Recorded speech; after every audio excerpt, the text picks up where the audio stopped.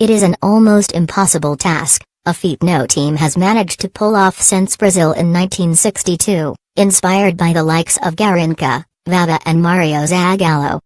Yet Joachim Low believes that his Germany side can do it, that they can become the first team in 56 years to successfully defend the World Cup. Winning in 2014 was a fantastic feeling, it left a big impression on my players. Why not? Said Low in a recent interview with Bild. On paper, the reigning world champions have every reason to be optimistic. I hope to experience that again this summer. Germany's endless production line of talent has brought forth a fresh generation of stars from which Low has built another dynamic, flexible attacking side. Germany, currently on a pre-tournament training camp in South Tyrol, have endured a turbulent build-up to the World Cup so far. Big-name players such as Jerome Bowen and Manuel Neuer face a race to be fit, while the team have also had to fight off political scandal. The announcement of Germany's provisional squad was overshadowed by Mesut Ozil's Ilkay ill-advised meeting with Turkish President Recep Tayyip Erdogan. Insatiable, efficient, never write them off Germany. Yet this is Germany. In tournament mode, and they can shake off any distraction. Worthy world champions 4 years ago, they are justifiably among the favorites this year. They are always among the favorites. Their greatest strength these days is less the old cliché of tournament efficiency, and more a remarkable capacity for renewal. For over 10 years now, German football has been an endless conveyor belt of brilliant young talent, and that shows in the makeup of Low's squad. Many of the World Cup winners of 2014 will be noticeable by their absence in Russia. Philipp Lahm, Bastian Schweinsteiger, Miroslav Klose and Lukas Podolski have all retired, while injury could keep out Bowen and Neuer. For Mario Götze, the hero of the 2014 final, there was simply no place in the squad. Once the jewel in the crown of Germany's array of youth talent, Götze has been overtaken by a new wave of stars.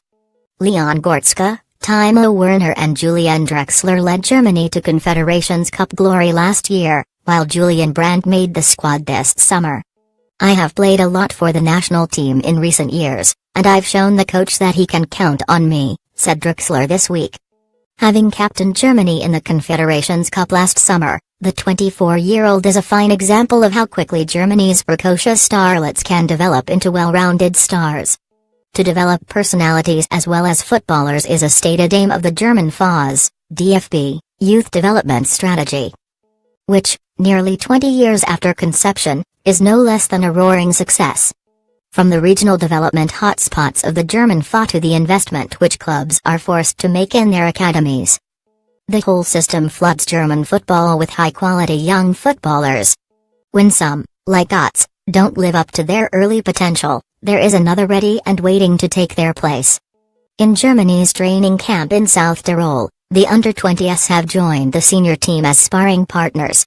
They may have lost 7-1 to the senior side in a training match earlier this week, but by the time the next World Cup comes around, some of those under-20s might be challenging Draxler and CO for a place in the squad. In almost all positions, Low has too many choices rather than too few.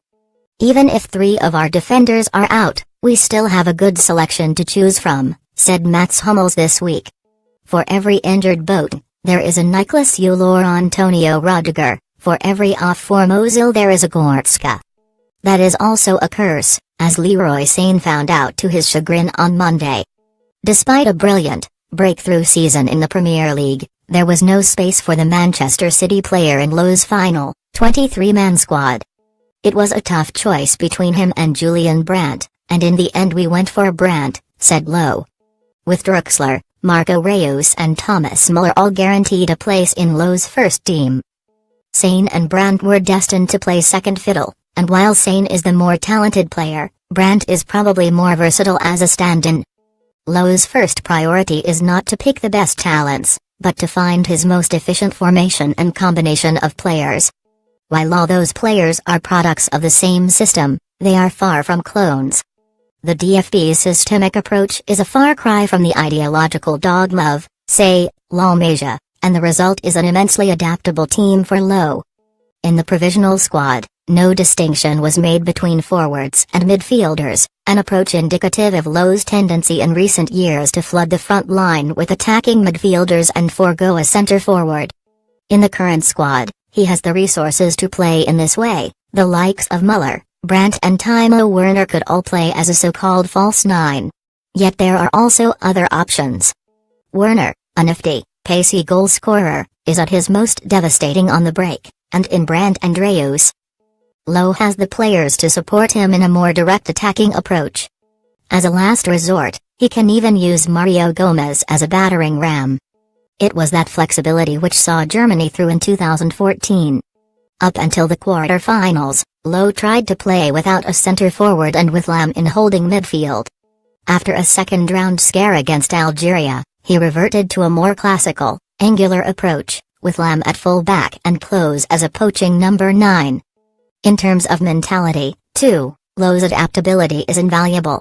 It paid off.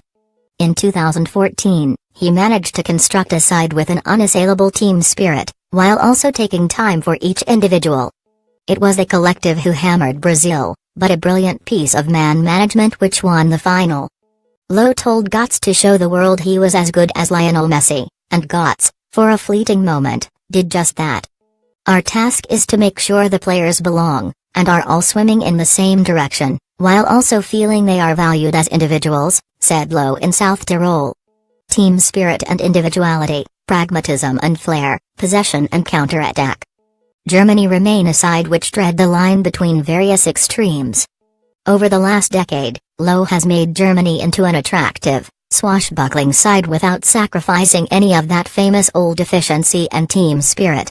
It may be an impossible task, but as Germany look to defend their title, the old adage still stands. That is as true now as it was 4 years ago. Only a fool would write them off.